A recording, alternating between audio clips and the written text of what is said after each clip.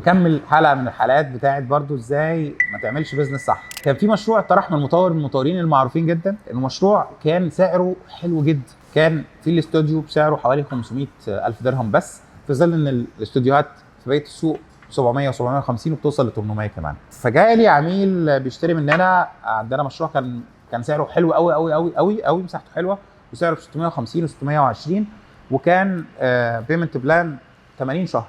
فالراجل قال والله ايه رايك، انا عندي مشروع تاني حجزت فيه، كان جالي بعد ما حجز بقى، حجزت فيه ب 500,000 بس كاش. فهو كان فرحان بان الاستوديو ب 500,000. الاشكال مش في ان هو ب 500 كاش، الاشكال كان فين؟ معلومه بسيطه جدا تكنيكال هو ما اهتمش بيها او اللي بيبيع له ما قالوش عليها. كانت ايه؟ كانت ان البنايه دي كلها كانت استوديوهات، يعني كانت كلها استوديوهات وجزء بسيط جدا حوالي 20% 1 بيدروم مثلا 2 بيدروم، اما الباقي كله استوديوهات. يعني كانت فيها حوالي 1500 وحده على ما اذكر، لان الاستوديوهات مساحتها صغيره فبتدي عدد كبير جدا من الوحدات في البنايه. فكان عدد الاستوديوهات كبير جدا، على ما اظن كان يصل ل 800 وحده على ما اظن يعني. ففي مشكله هنا اللي هي ايه؟ بعيدا عن انت دفعت فلوس كاش دلوقتي وجمدتها لمده سنه ولا سنه ونص بتاعه الانشاء، انت بقى عندك عدد المنافسين في نفس البنايه في نفس المشروع تحت اسم البراند في نفس الطوابق في كل حاجه كل العوامل ثابته فيها، كل العوامل متشابهه. انت متشابه مع 800 بني ادم في يوم واحد هينزلوا السوق معاك، سواء تأجير أو إعادة البيع. انت متخيل التركايه اللي انت حطيت نفسك فيها؟ انت النهارده هتنزل تعلن على دوبزل على بروبرت فايندر او بايوت، انت و800 واحد يا بتأجروا يا بتعملوا إعادة بيع، فحجم المنافسه وبتحرقوا على بعض، متخيل قد ايه؟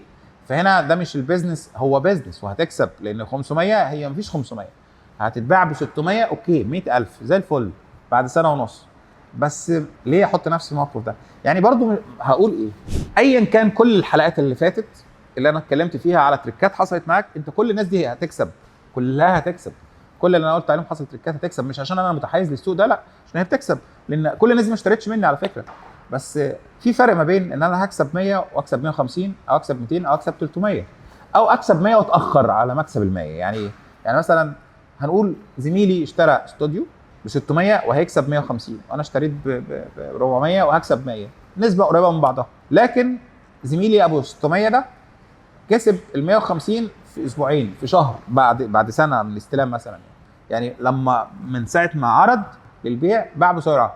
انت لما عرضت البيع خدت وقت، خدت نفس النسبه، الار او اي بتاعك هو او الكابيتال ابريشيشن بتاعك هو بتاع زميلك اللي اشترى من عندي مثلا. لكن انت خدت سنه على ما تبيع وهو خد 3 شهور على ما باع، او شهرين او شهر، وانت خدت 6 شهور.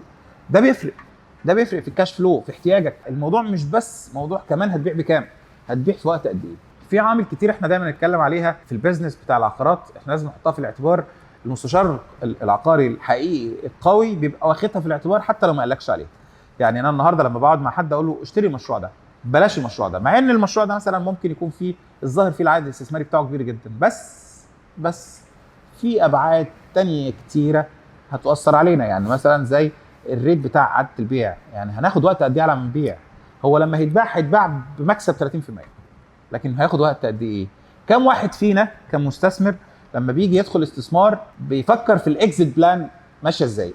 الاكزيت بلان التخارج من اي بزنس، خلينا نقول ان اي بزنس في الدنيا عايز تعمله، مش عقارات بس، عايز تعمله، اول حاجه بتفكر فيها الاكزيت بلان، التخارج. لما اعمل المشروع ده، لما اجي اوقفه، لما اجي اخرج منه، لما اجي اصفيه، لما اجي اصفي كل ارباحه، لما اجي ابيعه، لما اجي اعمل اي تخارج فيه، هتخارج فيه شويه حاجات هقابلها. التوقيت بتاع التخارج، السعر بتاع التخارج، الطريقه بتاعت التخارج، السيوله هتدخل لي مره واحده ولا هتدخل على اقساط ولا هتدخل ازاي، وهل هكسب ولا هخسر. فدي ابعاد كتيره، وفي ابعاد تانية. هل انت حضرتك وانت بتشتري عقار تفكر في سياسه التخارج او استراتيجي التخارج بتاعتك، الاكزيت بلان بتاعتك ولا لا؟ نادرا، انا ما قابلتش كتير مستثمرين بينتبهوا للنقطه دي، ولو انتبهوا لها المستشار العقاري يبقى قاعد معاهم هو نفسه مش منتبه، لان في فاكتورز كتيره مهمه داخله في المعادله بتاعه التخارج. من ضمنها ان مش بس الار او اي بتاعنا او الكابيتال ابريشيشن بتاعنا قد ايه، مع كمان زي مثلا نفكر في وقت قد ايه تخارج.